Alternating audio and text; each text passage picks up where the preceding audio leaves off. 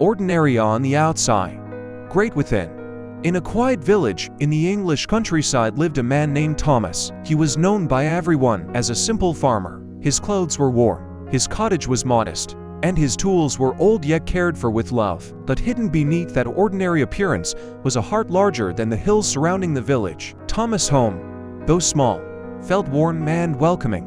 Travelers and neighbors often stopped by just to share a cup of tea and a kind word. His hands were rough from work, yet his smile was gentle, and his eyes shone with an inner peace that many in the village sought but could not name. When the village got a new young councillor, Edward, fresh from the city with university degrees and big plans, people thought Thomas would fade into the background. Edward was determined to modernize the village, to bring new systems and ideas. At first, he looked at Thomas as an old-fashioned man whose ways belonged in the past.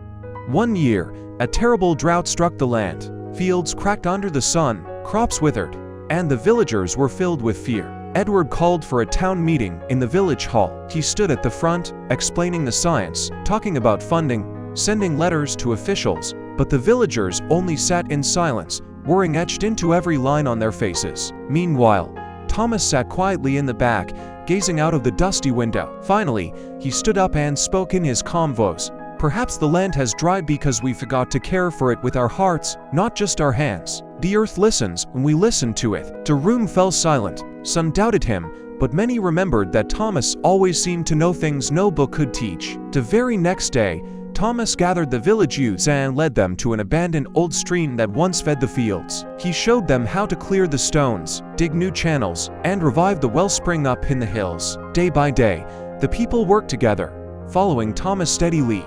Their hands bled and their backs ached, but slowly, water returned to the fields. Green shoots rose where there had been only dust. Hope bloomed alongside the crops. Edward, who had watched all this unfold, came to Thomas' cottage one evening. He sat down across from him by the fire and said softly, "Thomas, I thought your ways were just old tales, but you've done what no policy ever could.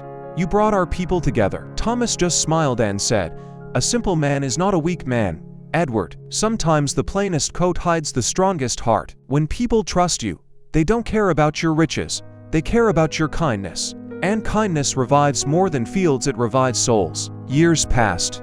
Thomas grew older, but his spirit only shone brighter.